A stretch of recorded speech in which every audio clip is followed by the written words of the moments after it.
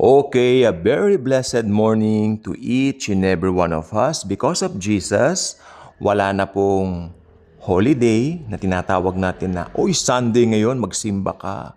Uy, Sunday ngayon, punta ka sa church. Unang-una, pare-pareho na po ang araw because Jesus is our rest. Amen? So, pare-pareho po ang araw. So, bawat araw, we will praise Jesus. Not because of any particular set-apart day, but because every day is an opportunity to praise the Savior. Palakpakan naman natin ang mahal na Panginoong Jesus. Hindi ko narinig ang palakpak nyo. But from the bottom of your heart, I know pinalakpakan nyo ang Diyos na si Jesus. Okay. So this morning, I would like to ask you, yung mga Biblia po natin, mapa apps man yan, o libro man yan. Come on, get it on, you know? We will talk about Jesus. Sino pa nga ba? Si Jesus ang ating kapahingahan. Nasabi ko po kanina. Because of Jesus, wala na yung mga religious activities na nakasanayan. Ala na yan, tsapuera na yan. Ngayon, nakafocus tayo sa Savior. Pare-pareho ang araw. Hindi ba nasabi ko po yan, binigyan din ko po siya. He is our Sabbath. You know what? Sabbath means rest. Ayun. So, pare-pareho na po ang araw dahil sa Panginoon. Every day, pwede tayong mag-worship sa Kanya, magbasa ng Biblia, maghanap ng mga kapwa mananampalataya at mag-usap-usap at magkwentuhan sa Kanya. Tulad nga po ng gagawin natin ngayong umaga. Nandiyan yung mga Biblia ninyo, okay? Turn with me to Hebrews chapter 1, verses 2 to 3. We only have 2 verses here, pero meron po akong bonggang-bonggang 3 talata. Unahin muna natin itong Hebrews chapter 1, verses 2 to 3. Ito nakalagay. But in these last days, He has spoken to us by His Son, whom He appointed the heir of all things, through whom also He created the world. He is the radiance of the glory of God, and the exact image or imprint of His divine nature, and He upholds the universe by the word of His power. Okay. Ito muna tayo sa unang verse, hihimay-himayin natin siya para mas maintindihan natin lalo. Nasa last days na po tayo. Itong last days na ito, nagsasalita ngayon sa atin ang Diyos sa pamamagitan ng Kanyang bugtong na anak, ang Panginoong Hesukristo. O nakalagay dito, but in these last days, He has spoken to us by His Son. Alam niyo ng Old Testament, okay, nagpakilala ang Diyos bilang si Yahweh.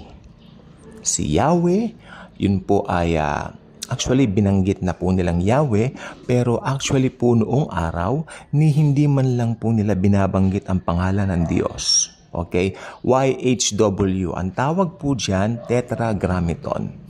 Okay? So ito po ay talagang ginagalang ng mga Hudyo.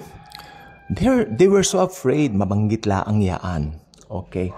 But inalis ng Diyos ang takot na yan sapagkat but in these last days, He has spoken to us by His Son, the Lord Jesus Christ, God the Son. Yes, di ba? Whom He appointed the heir of all things. Si Jesus pala tagapagmana ng lahat. Okay? Ito pa nakalagay, through whom also He created the world. Si Jesus po ang creator ng buong mundo, mga kaibigan at mga kapatid. Tutulan man nila yan, ewan ko. Maliwanag po yan sa Biblia. Yung mga hindi naniniwala sa deity ni Jesus, I'm praying for you, but I'm not here to debate you. I love you all. I love ya. Love ya. Diba? Mahal ko po kayo. Diba? Kasi mahal din kayo ni Jesus. Kahit hindi kayo naniniwala sa Kanya, mahal niya kayo. Okay? Through whom also He created the world. He is the radiance of the glory of God and, makinig, and the exact image or imprint of His nature. Tingnan nyo, si Jesus pala ang glory of God and the exact image or imprint. Kaya, Si Jesus, nung nagkatawang tao rito, nakita nila literally ang Diyos. Si Jesus po, ang kanyang nature ay 100% God and 100% man at the same time. Ang tawag po roon, sa mga nag-aral po sa Bible School, alam natin yan, yung mga nag-aral ng theology, yung mga nag-aral ng Christology, ang tawag natin dyan ay hypostatic union. Okay? And He upholds, makinig pong mabuti, and He, sino yan? Jesus. And He upholds the universe by the word of His power. Bakit ka nakakagalaw, kaibigan? Bakit ka nakakahinga? Ikaw na hindi naniniwala sa Panginoong Hesus, bakit ka lumalakad? Ba't gumagalaw ka?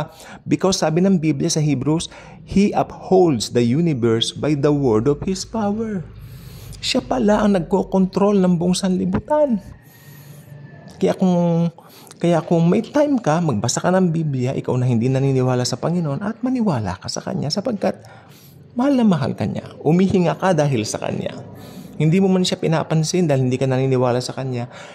Siya ang dahilan ng iyong paghinga. Siya ang dahilan ng iyong pagparuot pa rito. Nakakapunta ka sa pinuntahan mo ng safe, nakakabalik ka sa bahay niyo ng safe dahil sa Panginoong Hesukristo. Dahil siya ang nag-upholds ng universe by the word of His power. Okay, dumako naman tayo sa isang popular na chapter. John chapter 1, verses 3 to 4. Dalawa lang din. John chapter 1, verses 3 to 4. All things were made through Him, and without Him, Jesus, ayan ha, and without Him, sa Tagalog, kung wala siya, kung wala si Jesus, sabi dito, was not anything made that was made. In Him was life, and the life was the light of men. In Him was life, and the life was the light of men. Ang buhay ay na kay Jesus. And the life, at ang buhay na ito ay ang ilaw ng lahat ng tao. Kaya sabi ko po sa inyo, merong araw na sumisikat diyan at mamayang gabi kung loloobin may buwan tayong makikita dahil kay Hesukristo. He upholds the universe in the palm of His hand and by the word of His power. Yung word ni Jesus, very powerful. Very powerful. Paniwalaan mo man siya kay hindi, mananatili siyang Diyos. Kawalan mo yun pag hindi mo siya pinaniniwalaan, kaibigan. Nandito to, invitation for you to believe in Him. And kung may time ka, make Him your own personal Lord and Savior. Colossians chapter 1, verses 16 to 17. Alam niyo, ito yung pinaka-heavy. Okay? Alam niyo, napakarami pang heavy verses sa Biblia na nagpapatunay ng kapangyarihan ng deity ng Panginoong Hesus. Pero sapat na po itong tatlong ito dahil alam niyo naman, kung gumagawa po ako ng mga vlogs, mahaba na po yung 10 minutes. Minsan naabot tayo ng 15 pero mahaba na yun sa akin. Okay, Colossians chapter 1 verses 16 to 17. Makinig po tayong mabuti. Ulitin ko, Colossians chapter 1 verses 16 to 17.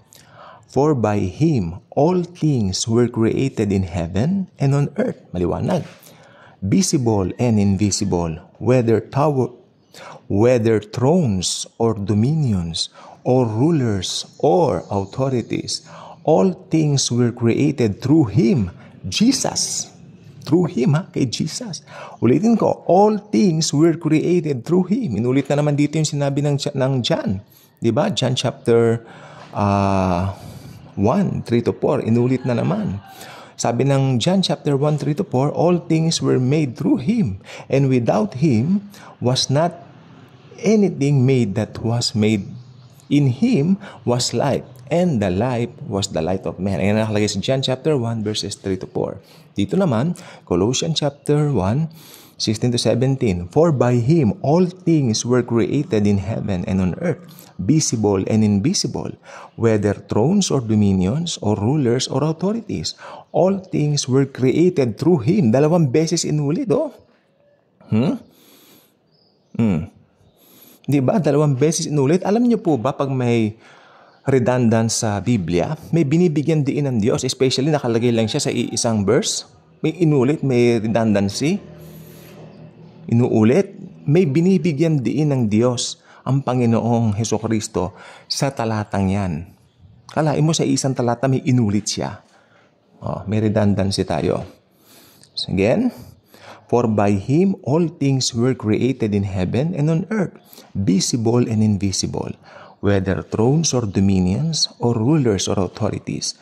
All things were created through Him, Jesus, and for Him, Jesus. And He is before all things. And in Him, Jesus, all things hold together. Uulitin ko yung huli. And in Him na, and in Him, Jesus, all things hold together. Sa Tagalog, at sa Kanya, kay Jesus, lahat ng bagay ay magkakasamang niyang hinahawakan. Siya ang may hawak ng hangin na hinihinga mo. Siya ang may hawak ng lahat ng mga elemento, tubig, apoy, lahat ng yan. Hawak lahat ni Jesus yan. Siya ang may control. Kasi ang ating pong earth, you know what? Ito po ay bilog. Diba? Diba meron po siyang tinatawag na, hindi naman ako masyadong expert science. Yung bang para hindi tayo may gravity, di ba? O siya pong may control ng gravity. Maski umikot ang mundo, hindi tayo mahuhulog, hindi madidiskaril ang mundo sa kanyang ayo sapagkat si Jesus po ang nag-create ng lahat ng yan. Paniwalaan nyo man siya o hindi. Kaya kung ako sa inyo, paniniwalaan ko siya. At gagawin ko na siyang Lord and Savior ng aking buhay.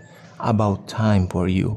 My friend, kung matagal na yung panahon na yung sinayang na lumakad ka doon sa buhay na gusto mo, mga buhay dito sa mundo temporal lang naman, mga buhay dito sa mundo ay walang katiyakan, ano ba naman yung i-consider mo na receive Jesus and be happy sa buhay mo. Ang totoong kaligayahan ay kay Kristo lamang matatagpuan. Hindi matatagpuan sa kung ano paman. Kaya kung hindi ka pa subscriber sa channel natin, I invite you to do so. Click the notification bell. Share this video. Mahalaga po itong video ito. Ito po ay life-changing na video kung papakinggan at isa sa puso ng mga manunood. Thank you, and Jesus truly loves us all.